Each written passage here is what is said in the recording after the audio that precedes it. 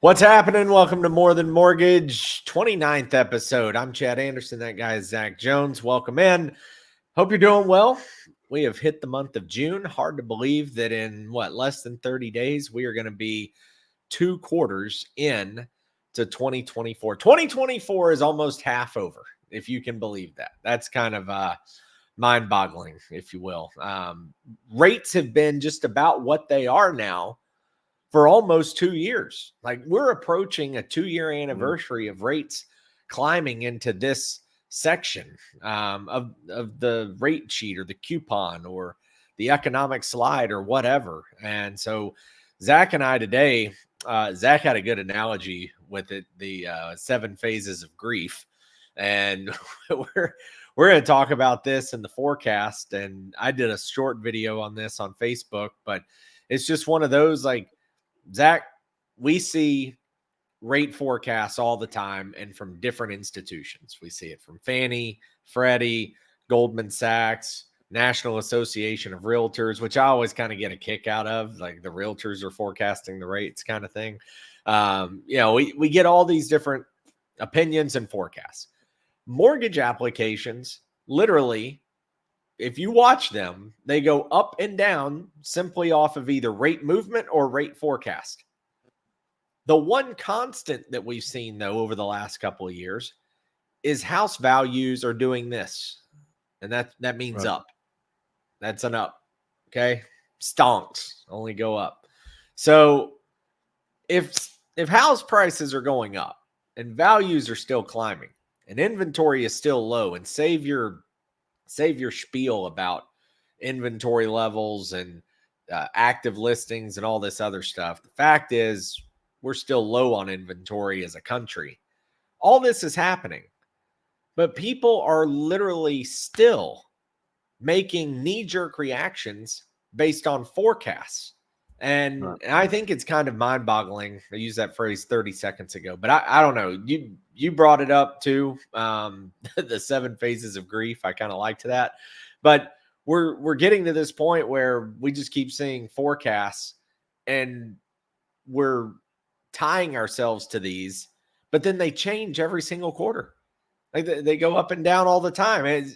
So I can't believe that human behavior is following forecast more than they're following actual facts and data, which is house prices are continuing to go up. Well, I think it's indicative of kind of where we are. I don't want to talk about societal ills, but we're at a point of real vulnerability. You know, it's the clickbait and the instant gratification and the echo chamber and the Yeah. you know I shop. I just had this conversation today about a prequal. I was talking with the real estate agent that had referred the clients to me, and she said, "Well, they said this," and I said, "So you got to understand that I said everything but what they just said I said." And it's because I think people are looking to hear what they want to hear, and they'll go past 7 data points to hear that last 8th data point that agrees with, oh, it's time for me to wait, or I should buy right now, or rates are going to go down on October the 12th. And so we really, really are vulnerable now because there's so many voices talking to us that if we just listen long enough, we're going to hear, whatever it is that satisfies our what we want to hear. It may not necessarily be the truth, and that's kind of we talked about the 7 stages. I'm gonna trim this down to the 5 stages of grief because it's a little bit simpler model. But if you're in real estate, listen to me through this and tell me if I'm wrong. Okay. So remember, we had rates that were government rates were I remember some VA rates at 2.5. You could buy down a little bit, 2.625 or something. Regular rates 2.875 on conventional loans, 3%. So we come out of that and literally a market where we're blowing records out of the water. We're doing more refinances than we've ever done in the mortgage business. Realtors are selling more houses than they've ever sold. If you've got a listing, you just sit back and rake the money in. It was just easy pickings for 2 years or maybe 3 years, 3.5 years. Yeah. So rates overnight just skyrocket. And So the first stage of grief when you lose, a loved one is denial. And that's what the market says, sits back and says, what just happened? Oh my God, that was a 3.4 point jump in interest rates. Here comes the anger right on the heels of that. Everybody's angry about it. What's going on? This is crazy. What's happening? The government's trying to shut down the housing market. They're trying to kill us. Bargaining. And I think that bargaining is kind of where this whole wanting to believe in the projections and the forecasts comes in. It's like, okay, well, we've been sitting on higher rates for a while, but what are rates going to do in a few months? Can you just throw me a bone? Can you just give me a 6? Can we get down to something with a 5 in front of it? Just 5.99, just for a little while. Let's do that. And can we have that in September? Well, what about November? I'll settle for January if you give me a 5.99. So we're bargaining through that. There's, we've all been in some depression thinking, oh gosh, here it comes. We're not going to get these numbers. The measures that the feds have taken to try to get this inflation under control, it's just not happening. Nope. And at least personally, and I think you're probably in the same boat, Chad, I'm at the last phase of this, which is acceptance. I'm sitting back and saying, okay, well, I'm not really paying much attention to the forecasts anymore. I look at them, I evaluate the data. It's not trustworthy. It hasn't been trustworthy for dozens of months now. So I don't believe it. Don't believe it factually. I'm accepting that rates are where they are. And when they're different, we'll know it because they'll be different, not because somebody said they were going to be different. Yeah, I that's been my biggest thing is that, acceptance. I said this, I don't know, 6 months, maybe around the end of the year. This was back right before they dipped, which is kind of ironic. October was the highest rate window that we had seen since around 2000. I mean, Right. We were locking people in the low 8s. That's people with good credit. It was high 7s, low 8s there during the month of October. And that was one of the worst windows, like I said, that we have seen. And I've kind of gotten to where, it is what it is an old fashioned saying, or they are what they are. But again, data wise, like we're still trending where house prices are going up. So if you're a home buyer, I mean, you're kind of blocking yourself out. At some point you bite the bullet. And I think chasing the market or trying to time everything, it's just like stocks, right? You're never going to buy at the lowest low and sell at the highest high. Right. You just never are. But you got to find entry points, and then you got to find re-entry points, and you got to do your DCA, your dollar cost average on things that you like. That's like if you're going into that side of it and trying to compare the two and the situations. But my biggest problem, I think, with a lot of it, Zach, is that it's factual that house prices have gone up. Now, again, we don't know necessarily what they're going to do, but I have a lot more conviction in house prices going up over the next year than I do interest rates coming down over the next year. Good I think that the seesaw favors the house prices more. So when I step back and look, okay, what impacts mortgage rates? Well, you have inflation has yet to be under control. You have the feds who could cut rates, but if they did, it would probably cause bigger economic problems. You have things like the jobs report that comes out and it ends up being revised over and over and over again. What are we at now? Out of the last 12, 9 have been revised, something at along least those lines. Yeah. So you've got the feds in December saying we're going to cut rates 6 or 7 times in 2024. We're 5-6 months later, and now they're backing up and saying, well, probably the earliest is September, and that's if we see a cut at all this year. Could be 0, could be 1. Who knows? We'll see what happens. It's a strong maybe. Yeah, it's a strong maybe. So my whole point is that everything that has centered around rates and things that impact rates, such as all those things we just mentioned, those are all forecasts and their variables and so forth, and none of them have been right. And they've all been revisions, or they've all taken a step back or pivoted or changed or whatever the case may be. house prices have just consistently continued to go up as they have historically in real estate. So I guess I step back and go, why are we making decisions? And you, in my opinion, have to get out of this a little bit to where quit making decisions based on forecasts. Like it's just so knee jerkish to me. Like it's just like stocks. We'll go back to that. Oh, this stock is going up. I want to buy some more of it or buy some of it, period. And by the time you do, guess what? It's kind of reached its peak. You've chased it. Now it's coming back down. It's like gambling on sports. Ask me how I know this. You lose a game, you throw money, you throw double the money at the next game. You lose that game, you throw quadruple the money at the third game. And you just keep chasing. So I don't know. I see these forecasts and they're more annoying than anything because while maybe they had some merit in the past, recently, I think it's just caused a lot of confusion and frustration. And I'm with you. People just kind of have to step back and look, ignore buy downs, ignore the niche products, ignore the marketing campaigns, ignore all this stuff. Can you afford the house you want at 7%? If you can do that, go buy a house right now. Go buy a house right now because houses are going up.